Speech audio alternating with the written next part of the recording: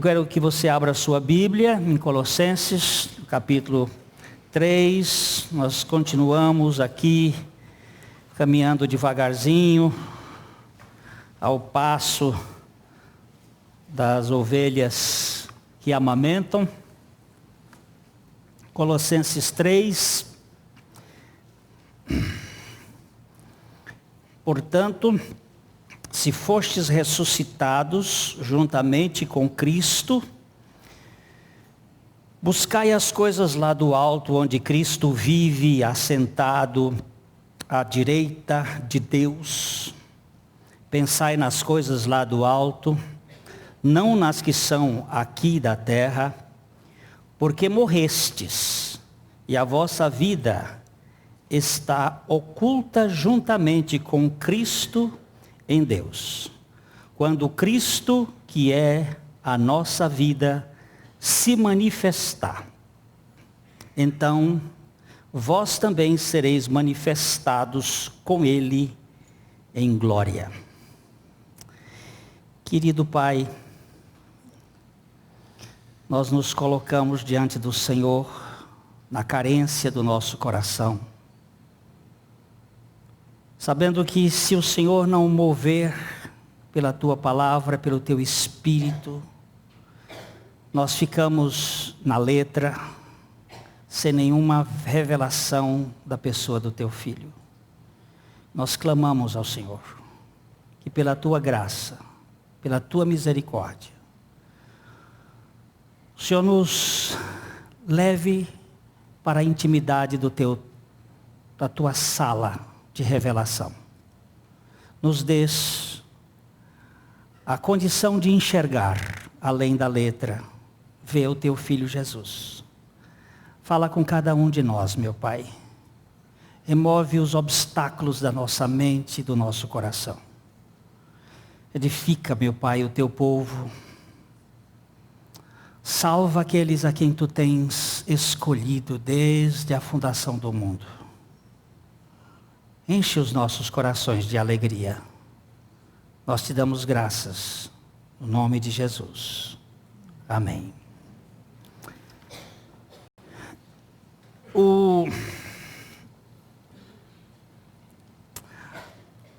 Os dois vetores, os dois pilares fundamentais da sustentação do templo do Senhor, não Jaquim e Boaz, mas a morte e a ressurreição, é que fazem com que esses dois pilares se mantenham firmes à convicção de nossa esperança. São dois pilares.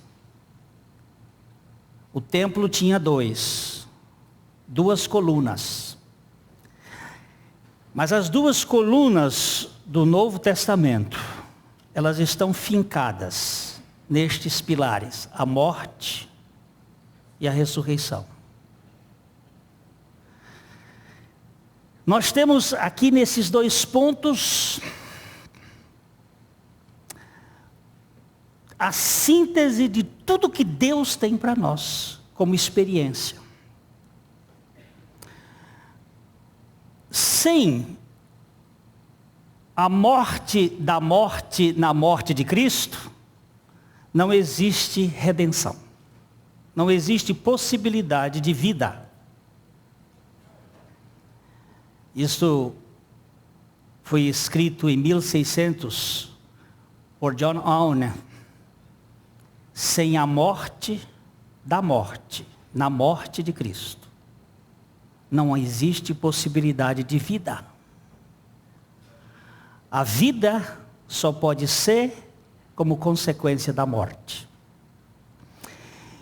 A primeira menção da palavra morrer, morte, vem em consequência de um cardápio, de um comer. A árvore do conhecimento do bem e do mal. Aí aparece essa ideia esdrúxula, esquisita. É uma ideia que não fazia parte da criação. Seria consequência de uma realidade fora do propósito de Deus. Veja aqui o texto de Gênesis 2, 16 e 17. Gênesis 2, 16 e 17. Na Bíblia de vocês, Gênesis é o primeiro livro.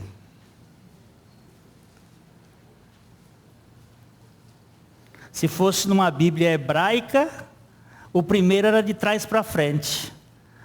Mas numa Bíblia de língua portuguesa, é de frente para trás. E lhe deu esta ordem: de toda a árvore do jardim comerás livremente, mas da árvore do conhecimento do bem e do mal não comerás, porque no dia em que dela comeres, certamente morrerás. Apareceu esta palavra morte. A morte vem em consequência do comer da árvore do conhecimento do bem e do mal. Havia uma árvore da vida. Quando Deus soprou no homem vidas, lá no versículo 7 do capítulo 2, quando ele soprou vidas, não está nas traduções que nós temos, normalmente não se usa a palavra plural, mas no original aí é vidas. Gênesis 2, 7. Então formou o Senhor Deus o homem do pó da terra, e lhe soprou nas narinas o fôlego de vidas, e o homem passou a ser alma vivente. Vidas. Este homem tinha uma vida soprada, não uma vida incriada, mas uma vida soprada. Ele não tinha a vida eterna, mas ele tinha a vida que Deus deu a ele, com capacidade de decisões. Este fôlego de vidas gerou 3 tipos de manifestações de vida. Ele gerou a vida do espírito, a vida no espírito, a vida na alma e a vida no corpo. Na língua grega nós temos as 3 palavras assim: vida do espírito é a zoe, vida da alma é a psique, e vida do corpo é a bios. Então eu tenho a vida no espírito, a vida na alma e a vida no corpo. Quando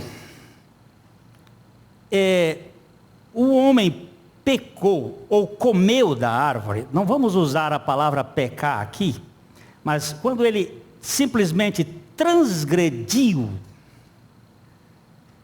o mandamento de Deus,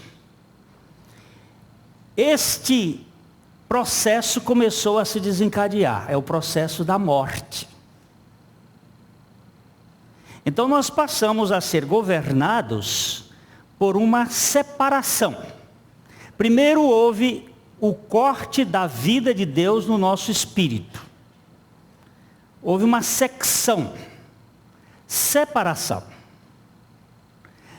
Consequentemente, uma alienação da alma.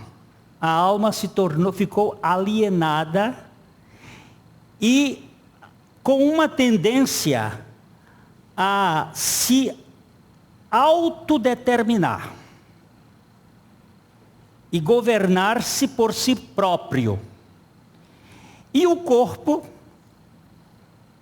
veio se tornar necrontes, apodrecendo vagarosamente no processo da entropia, que vai retirando a vida, vai arrancando a energia.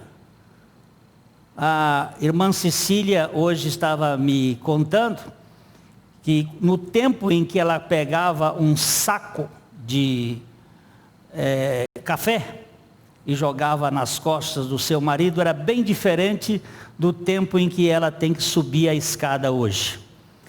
E ela disse para mim, eu vou procurando na rua lugares que não tem mais escada. Porque os anos são ingratos.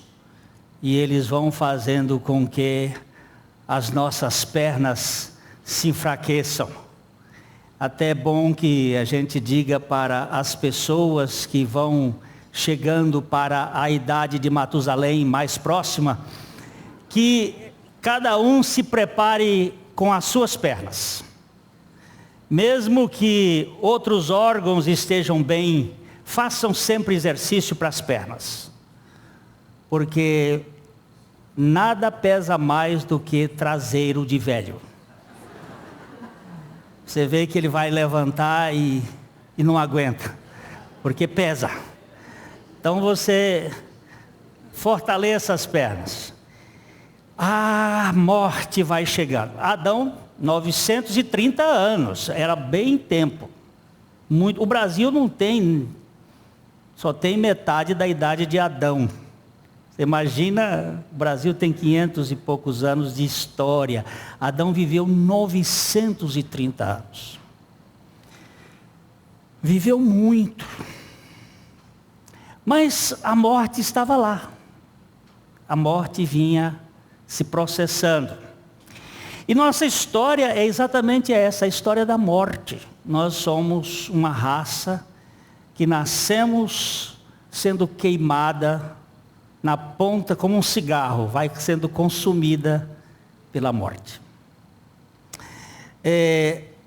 A Bíblia diz que foi por um homem que entrou o pecado no mundo, e pelo pecado entrou a morte, e a morte contagiou a todas as pessoas, porque todos pecaram.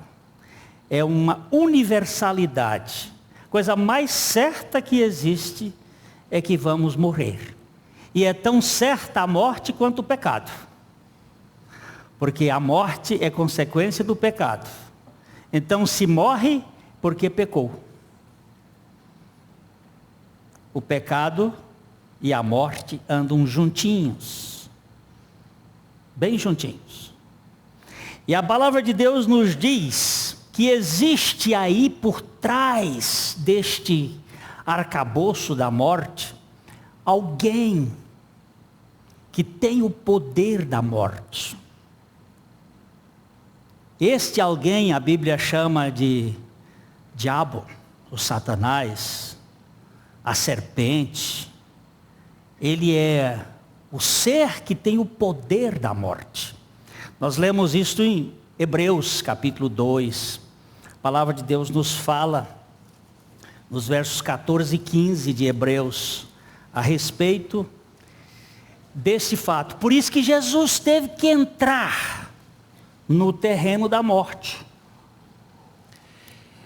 Visto, pois, que os filhos têm participação comum de carne e sangue, destes também ele, igualmente, participou para que, por sua morte, destruísse aquele que tem o poder da morte, a saber, o diabo, e livrasse a todos que, pelo pavor da morte, estavam sujeitos à escravidão por toda a vida. Você sabe que o pavor da morte leva a pessoa à escravidão. E uma dessas escravidões é a escravidão da religião. É o pavor da morte que faz com que muitas pessoas sejam religiosas. Alguém trabalhou muito nesta questão aí da chamada tanatosfobia, o medo da morte, que é a razão porque muitas pessoas correm em busca de soluções para o seu problema existencial. Ela é um fim que exige algumas medidas. Então daí vocês vão encontrar as várias tendências, como por exemplo, o reencarnacionismo, que é uma forma de despistar a morte e tentar encontrar fórmulas diferentes para que você saia daqui e não aconteça a realidade fatal. Há uns 10 anos, mais ou menos, morreu a viúva do dono da Winchester.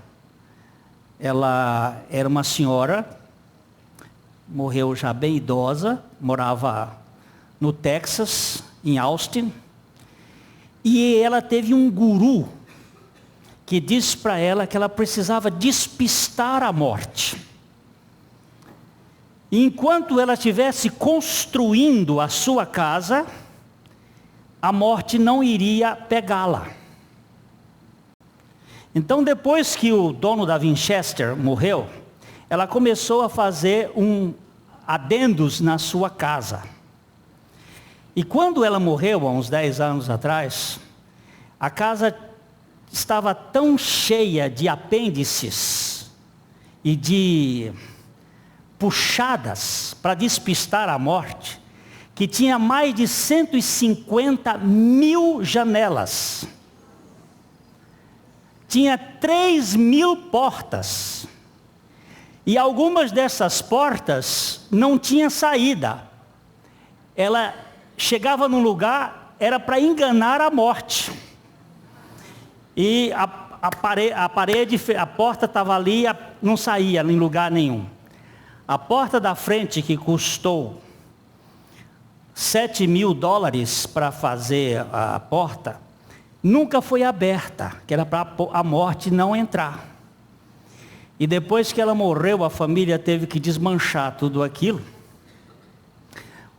40 caminhões levaram 3 meses desmanchando aquela casa, cheia de apêndices, isso tudo com a finalidade de despistar a morte, mas ela veio.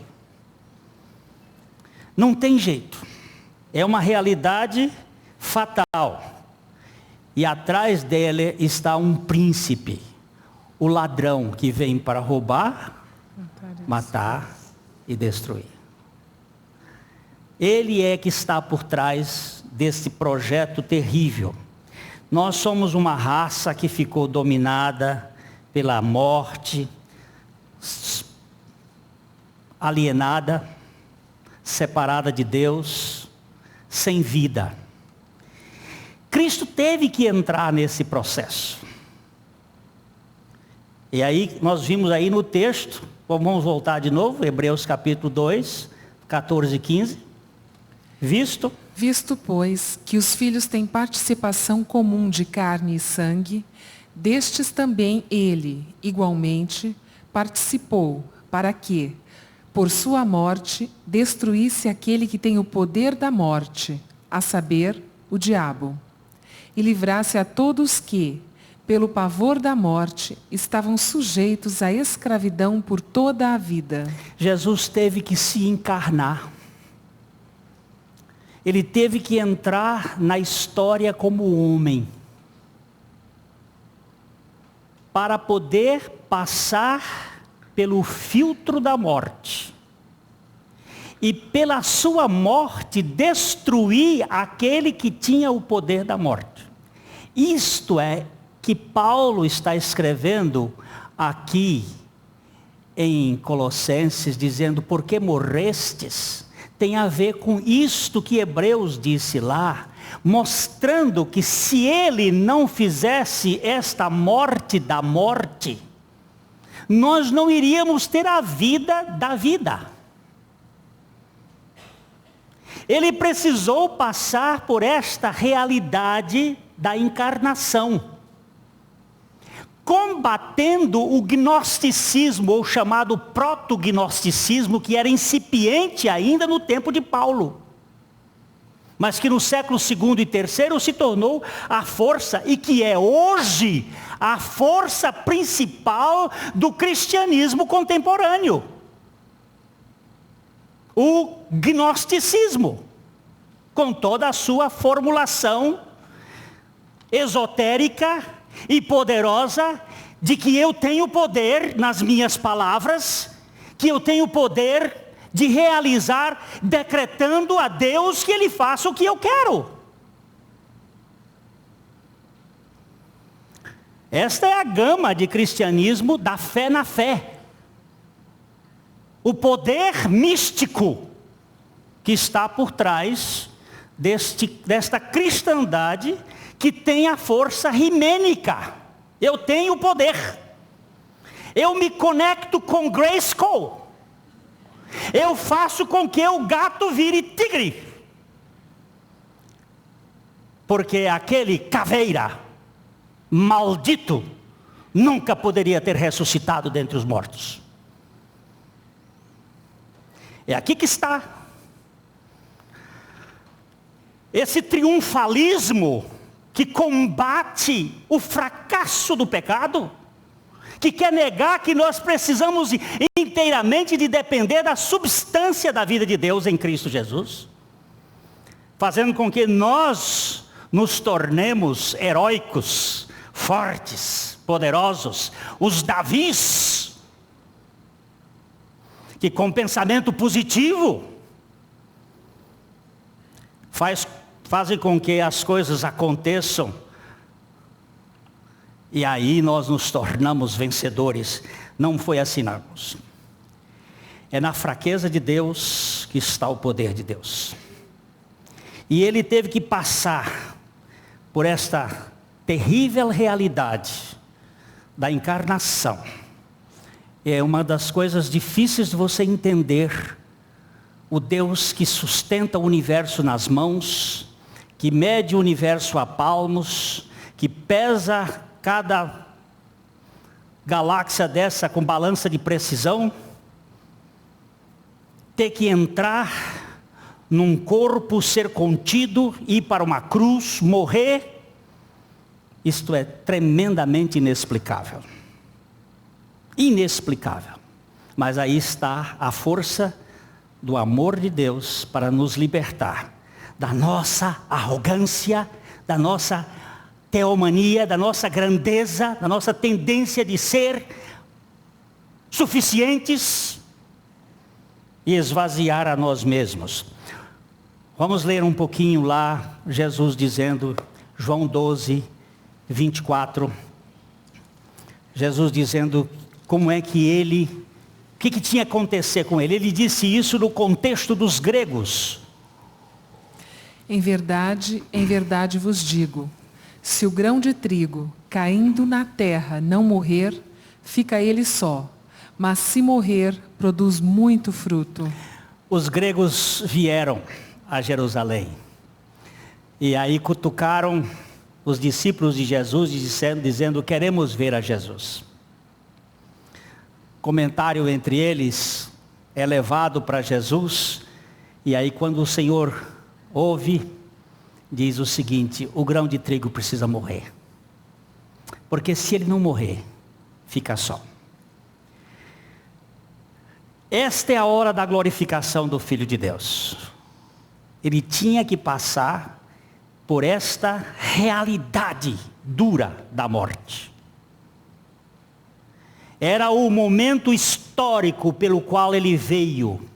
Vocês se lembram que algumas vezes ele disse assim, por exemplo, quando ele chegou lá nas bodas de Caná, que a sua mãe interceptou por causa da falta de vinho, ela disse, eles não têm mais vinho. Ele disse, mulher, o que eu tenho a ver com isto?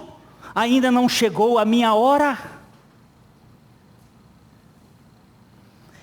E ele foi dizendo isto frequentemente, ainda não chegou a minha hora, ainda não chegou o meu momento, não chegou ainda. E quando ele vai chegando, ele disse assim, agora chegou a hora de ser glorificado o Filho do Homem. É esse o momento. Qual é o momento? O momento do envolvimento dele com o mistério da morte. Esta relação da morte tinha que passar por ele. Para quê? Para nos libertar. Paulo diz que os judeus são afissurados por sinais, que os gregos são maníacos por sabedoria. Ele disse, nós porém pregamos a Cristo crucificado, escândalo para judeus, loucura para os gregos, mas para nós, o poder de Deus. Esta coisa que gosta de sinal, nós estamos tratando, inclusive eu vou escrever um assunto sobre isso de sinais. Queremos evidência, é o modelo judaico. Gideão disse, eu quero um novelo molhado, Deus deu. Uma outra vez, eu quero um novelo seco, Deus deu. Porque Deus é o Deus da graça, que dá também para o incrédulo. Mas esse não é o modelo de Deus. O modelo de Deus é a fé na sua palavra.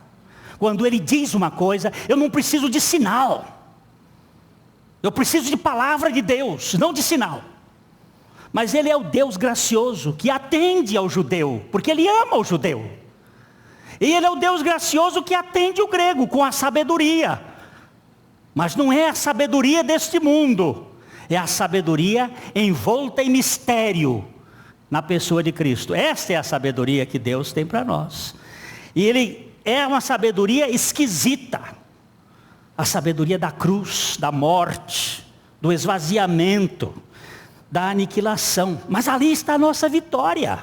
Vamos dar uma olhadinha em 1 Coríntios, capítulo 15. Ele está falando sobre carne e sangue, que não podem herdar o reino de Deus. Falando sobre a questão da nossa estrutura, que é preciso uma transformação deste corpo, quando tocar a última trombeta. Quando chega aqui no versículo 55 a 57, ele faz umas perguntas. Onde está, ó morte, a tua vitória? Onde está, ó morte, o teu aguilhão? O aguilhão da morte é o pecado, e a força do pecado é a lei. Graças a Deus que nos dá a vitória por intermédio de nosso Senhor Jesus Cristo. Você preste atenção aqui nas três coisas. A morte é consequência do pecado. E o pecado é o resultado da desobediência da lei. Não comerás da árvore. Era a lei. A lei produziu uma desobediência. Por causa de uma vontade, um querer. Quando nós somos tentados, ninguém diga que foi tentado por Deus, porque Deus não tenta ninguém. Cada um é tentado pela sua própria cobiça, pelos seus próprios desejos. Quando estes o atraem e seduzem. Então, foi lá, tomou, comeu, veio a morte. Veio o pecado, com o pecado veio a morte. Mas Jesus precisava passar por esta morte. Por isso que ele pergunta, onde está, ó morte, a tua vitória? Onde está, ó morte, o teu aguilhão? O aguilhão da morte é o pecado. A força do pecado é a lei. Mas graças a Deus que nos dá a vitória por meio de nosso Senhor Jesus Cristo. É em Cristo que nós vamos encontrar exatamente essa questão da vida, da morte e da vida.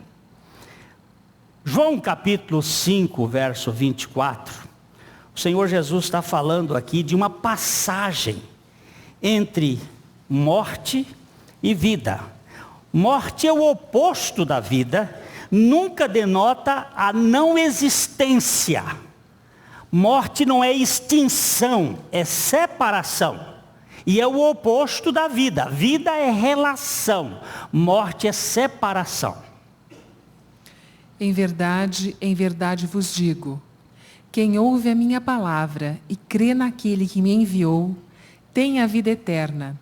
Não entra em juízo, mas passou da morte para a vida.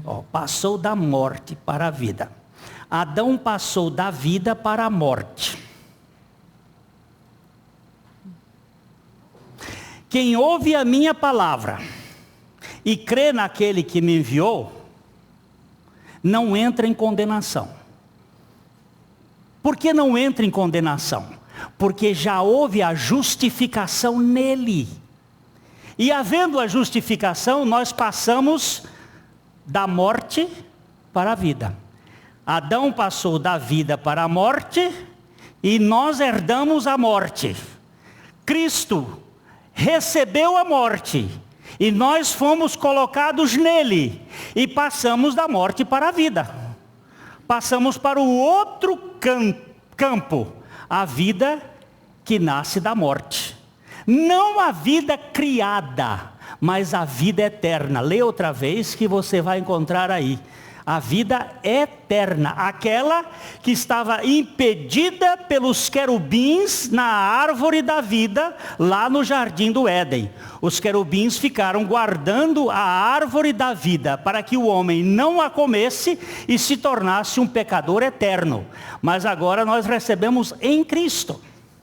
Em verdade vos digo, quem ouve a minha palavra e crê naquele que me enviou, tem a vida eterna. Não entra em juízo, mas passou da morte para a vida. Passou da morte para a vida. Agora tem vida eterna.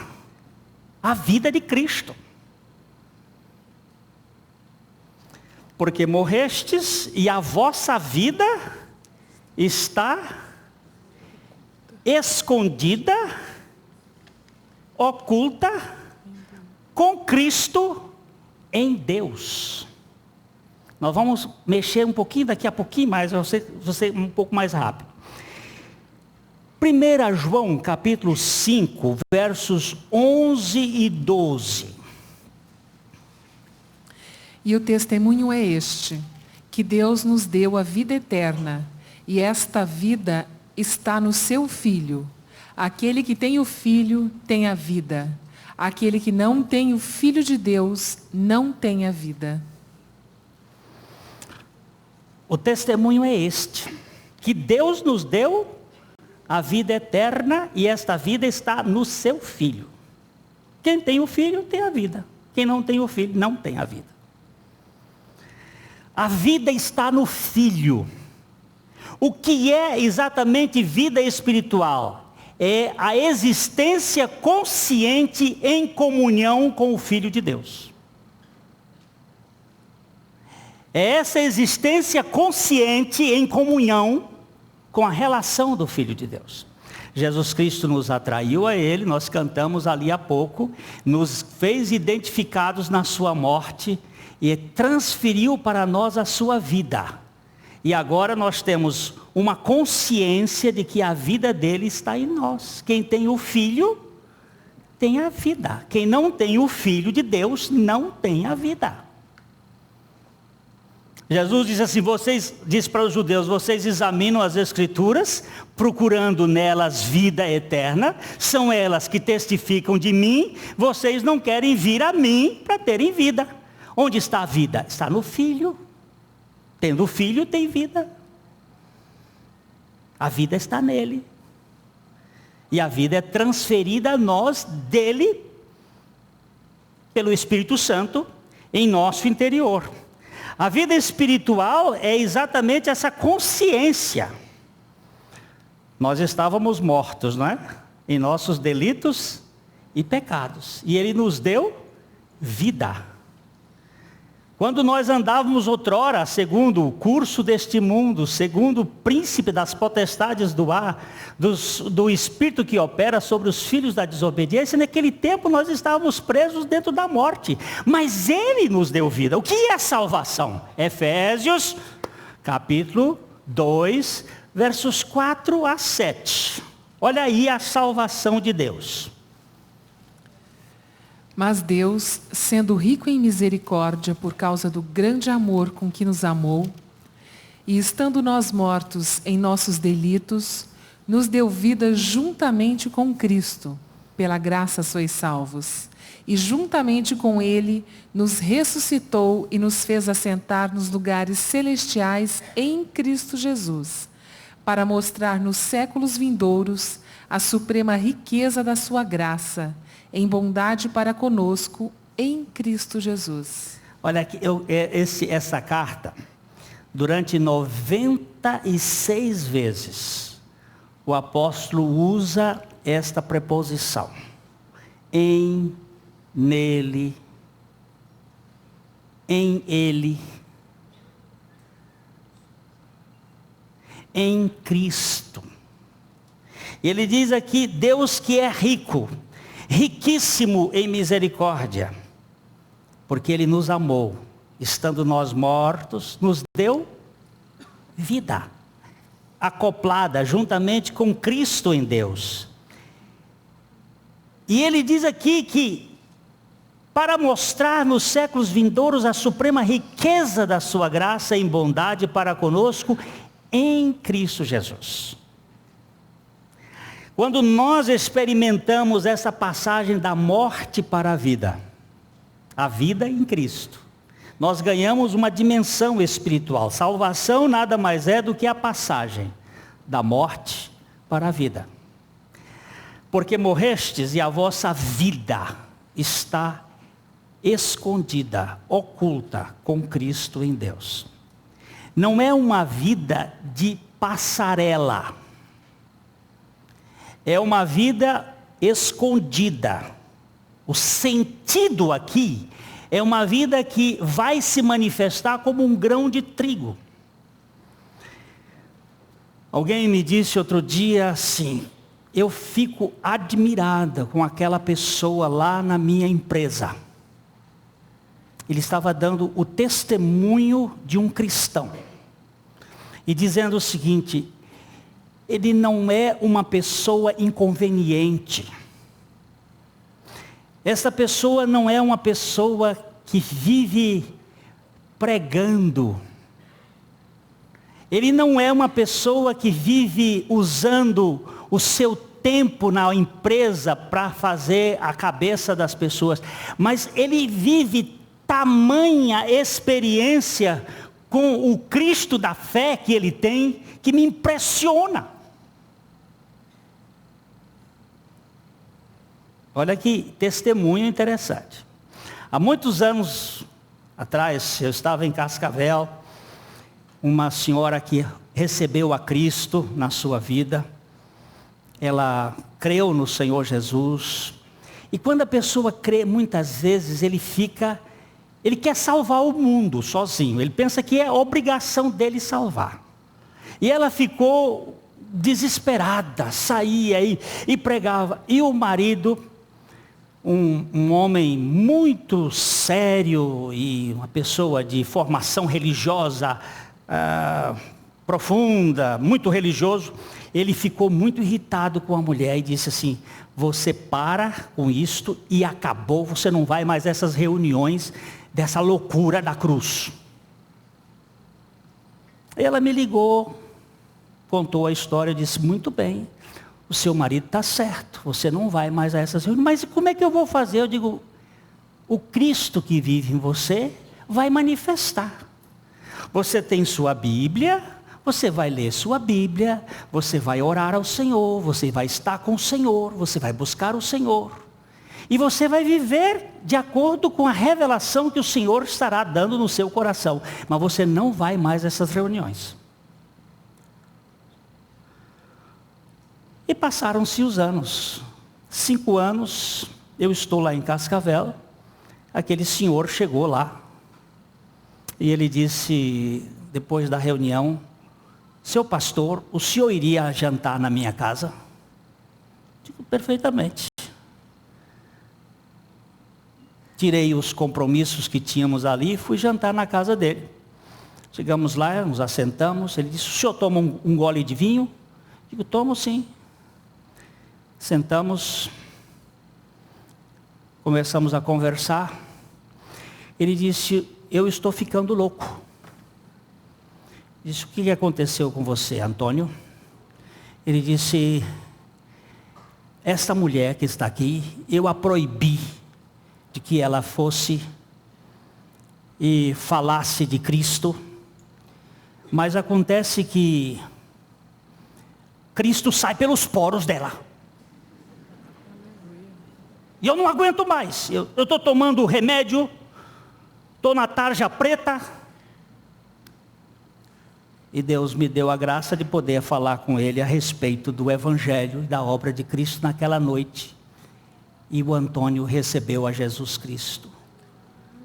Hoje é um dos líderes do movimento de pregação aqui no Paraná e lá no estado de Rio Grande do Sul, na região de Garibaldi, nós temos vários grupos que hoje recebem, que estão vendo pela televisão hoje, recebem a palavra por causa da verdade de Deus na vida de uma pessoa. É Cristo em nós. Oculto, não precisa de passarela, não precisa de demonstrações bombásticas, precisa de Cristo. Esta vida que está oculta, mas está manifestando poder, amor, misericórdia, paciência, com gente fraca, gente que tem problemas dentro da igreja. A igreja é cheia de gente. Alguém me disse assim: puxa, mas a igreja tem tanto doido. Disse: graças a Deus que os doidos vêm para a igreja. Começa por mim. Graças ao Senhor que Ele é o Deus que salva e que mantém outros loucos para sempre. Me lembro do pastor Abuchaim contando de um irmão aqui, que não sei se foi Paranavaí, uma cidade aqui do Paraná. Ele subia no coreto e ficava pregando. Aí alguém chegou e disse: pastor, nós precisamos tirar o irmão fulano lá do coreto, que ele fica pregando. Ele ficou louco. E ele fica lá no coreto o tempo todo pregando. Aí o pastor Abuchaim disse: ah, meu Deus, que minha igreja toda ficasse louca e fosse pregar mesmo na loucura do irmão fulano. Às vezes alguém diz assim: tem um camarada aí na rua que fica dizendo uma porção de bobagem. Eu digo: você tem coragem de dizer as coisas certas? Ele está dizendo as bobagens dele, e você que sabe dar certo, você tem coragem de ir lá e dizer? Deixa ele dizer. Deixa Deus cuidar disto. O surto de João foi este. João, Pedro, Tiago e João estiveram com o Senhor lá no Monte da Transfiguração. E aí os três quando saíram de lá, primeiro não queriam sair de lá. Aqui tá bom. Aqui a gente pode fazer uma casa, umas tendas, e a gente fica aqui com o Senhor Elias e Moisés. A gente faz aqui um negócio. Jesus diz: não, mas lá no vale está precisando. Vamos descer o vale. Quando eles desceram, já começou o João dizendo: olha, nós vimos um camarada que expulsava demônio em teu nome e nós o proibimos. E Jesus disse: ei, rapaz, que exclusividade é essa?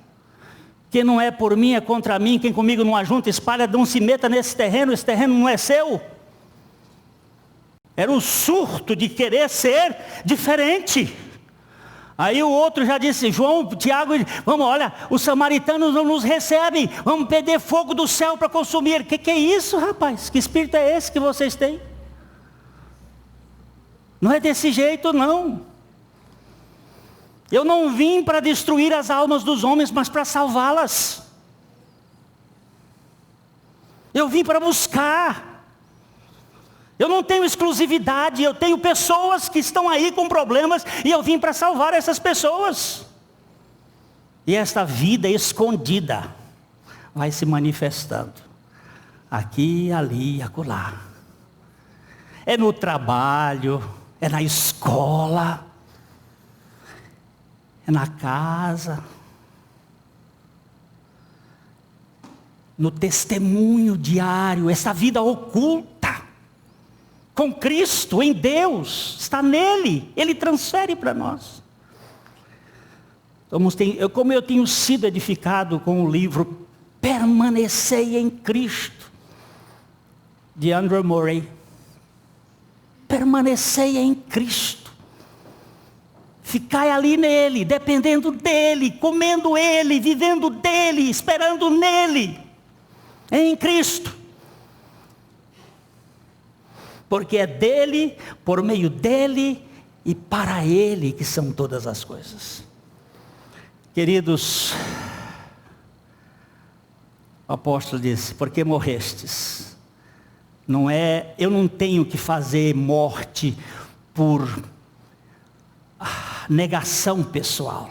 Isto é, para os monges budistas, como disse o pastor Thomas hoje, para as formas esotéricas, para o gnosticismo, para qualquer coisa rosa cruz, para esse cristianismo de autoflagelação. Eu não tenho que fazer isto, porque tudo isso eu já ganhei em Cristo Jesus. Mas eu tenho que levar o morrer de Jesus diariamente no meu corpo mortal. O morrer dele, não o meu, o dele. Para que a vida dele se manifeste no meu corpo mortal. É a vida de Cristo. Que o Senhor nos dê graça para ganharmos a dimensão da vida. A vida que toca em pessoas, que sara, que liberta, que dá visão aos cegos, que faz com que esta vida oculta seja o endereço de Deus aqui na terra. Onde é que está? Onde está Deus? Habitando dentro do cristão. Aquele homem, aquela mulher, de pé de barro, frágil, mas Cristo vive nele. Cristo vive em mim. Cristo vive em você. Eu gosto do Watchman Nee contando que ele viajou uma vez num trem e tinham 3 pessoas. 3 pessoas sentados naquele mesmo vagão. Aí um disse para ele assim: o senhor não queria jogar conosco aqui uma partida de pôquer? Para a gente matar o tempo? Nós precisamos matar o tempo nessa viagem, a viagem é longa. Aí o Watchman Nee disse: infelizmente, meus amigos, eu não posso jogar porque eu não tenho mãos. Os 3 homens olharam para ele, eles estavam com 2 mãos. O senhor não tem mãos? Ele disse: não. E essas 2 que você tem aí, essas não são minhas. Essas mãos não são minhas. Essas mãos são de Cristo. E durante 2 horas, o Watchman Nee falou de Jesus para ele por causa das 2 mãos. Não mais eu, mas Cristo vive em mim. E conversaram, e não mataram o tempo, mas ele remiu o tempo naquele vagão, enquanto ia viajando com aquelas pessoas. Não sei do resultado da salvação deles, mas eu sei do resultado de que isso já trouxe resultado para a vida de muito cristão na face da terra, por causa do testemunho do Watchman Nee. E aqui nós temos que entender, nós fomos chamados para que esta vida se manifeste. Quando Cristo, que é a vossa vida, se manifestar, aí nós vamos tratar disso na próxima vez que Deus nos der o privilégio aqui, que nós vemos que Ele se manifestou em várias ocasiões. Este verbo manifestar, desde a sua encarnação até quando Ele voltar, é muito rico. E o que você tem que manifestar nesse mundo é a vida de Cristo que está em você. Mais nada. Sem nenhuma necessidade de vitrine. Simplesmente enquanto você anda.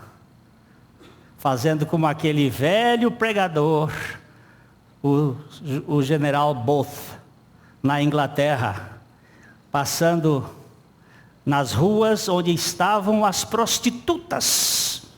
E ele passava e dizia: Deus te abençoe, meu anjo. Deus te abençoe, minha filha. Deus te abençoe, querida. O Senhor Jesus abençoe a sua vida. Ele sabia que elas eram prostitutas. Ele sabia que elas viviam disto. Mas ele sabia também que Jesus veio buscar esse povo. E ele abençoava aquelas pessoas. Aí depois, aquela névoa pesada de Londres, aquele fog de Londres, diziam elas assim, conversando uma para a outra, dizia assim: o sol hoje brilhou na nossa rua. Como? Quando o general Booth nos saudou, com aquele sorriso, com aquela ternura, com aquela manifestação da vida de Cristo. Senhor, tem misericórdia de mim. para que não seja um pregador de palavras, mas uma pessoa que manifeste a tua vida no meio, no dia a dia, na minha família, no meio das pessoas, com a graça do Senhor. E que nós todos possamos, pela misericórdia de Deus, sermos invadidos com esta vida oculta, esta vida escondida, que manifesta o aroma do Senhor Jesus em tudo que nós fizermos. Amém? A mensagem que você acabou de assistir faz parte do Ministério de Comunicação Palavra da Cruz. Temos um grande acervo de estudos bíblicos em áudio e vídeo. Distribuímos também, gratuitamente, o jornal mensal Palavra da Cruz. Entre em contato conosco pelo fone fax 0 operadora 43 3322 3037 ou pelo e-mail com@palavradacruz.com.br. Visite-nos também pelo site www.palavradacruz.com.br. Graça e paz.